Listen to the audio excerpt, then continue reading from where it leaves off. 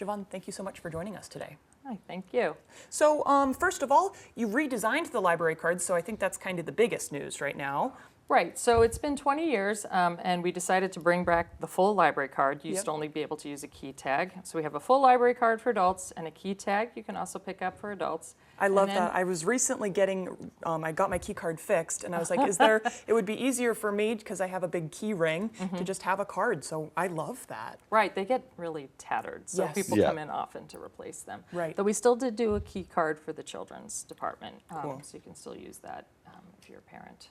And a library card can do a lot more than just check out books these days. Right, everybody knows you can get audiobooks and movies with library cards, but at the Bangor Public Library you can get passes to the Penobscot Theater, to local museums, and if you want to check out a telescope, a microscope, something that's really popular is if you want to know how much electricity your appliances are taking up, to worry about your bills, you can come and check out something that'll measure that for you, which is also nice. In-house or online?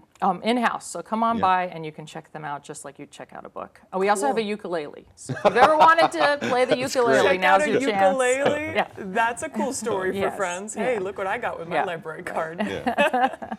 Can you go in a little bit, what are the passes like for Penobscot Theater? Is it a discount or what's the deal with that? It's a full pass. You just have to come in and you can get them for designated days. And they're really popular, so they don't sell out, but they get checked out quite often. Very cool.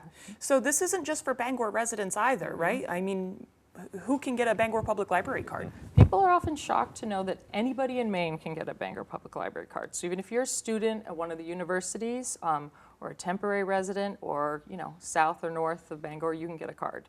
We just need to know that you're living in Maine, so you just have to give us something that shows you live in Maine. Yeah, easy enough. I love my Bangor Public Library card. It's a lovely library, but I have a couple others for other towns around Maine. I mean, every library has unique things to it. Yes, and some beautiful buildings too, so they're fun to visit. Right. And are you part of that collaborative working with other libraries as far as sharing collections between them? Definitely. Sort of if you want a book that we don't have, it's pretty certain we can get it somewhere else. So we can get it from other Maine libraries, but we also have resources out of state to make sure you can get the book you want. That's awesome.